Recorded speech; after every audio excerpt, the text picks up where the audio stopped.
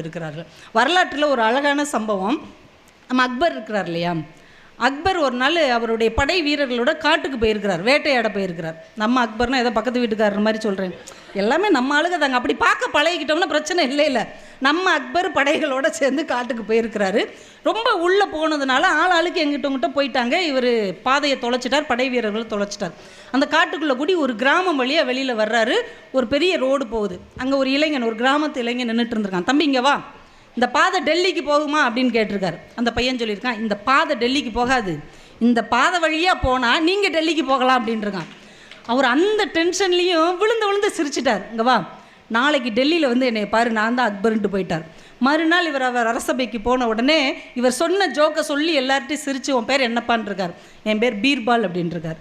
இன்னையிலேருந்து நம்ம அமைச்சரவையில் நீயும் ஒரு அமைச்சர் என்று அந்த ஒரு வார்த்தைக்கு தான் பீர்பால் வந்து அக்பருடைய அமைச்சரவையில் கடைசி வரைக்கும் இருந்திருக்கிறார். அக்பர் இஸ்லாமியர், பீர்பால் இந்து சமயத்தை சேர்ந்தவர்கள். ரெண்டு பேரும் அவ்வளோ ஒற்றுமையாக இருந்திருக்கிறாங்க கடைசி வரைக்கும்னா இந்த நகைச்சுவை உணர்வு அவர்களை நகர்த்தி கொண்டே சென்றிருக்கிறது. எவ்வளோ ஆச்சரியமாக இருக்குது. ஒரு பதில் எவ்வளோ பெரிய இடத்துல கொண்டு போய் அவரை உட்கார வைத்திருக்கிறது என்றால், பேச பழகணும், எப்படி பேசணும், எந்த இடத்தில் பேசணும், யாரிடத்தில் என்ன பேசணும் என்பதை நம்ம குழந்தைகள் கற்றுக்கொண்டார்கள் என்றாலே இந்த வாழ்க்கை அழகானதாக மாறும். எல்லா இடத்துலையும் நம்ம தமிழ் இதைத்தான் நிறைய கற்றுக் கொடுக்குது. சிலேடைன்னு ஒன்று இருந்தது, இன்றைக்கி யாருக்கா தெரியுமா?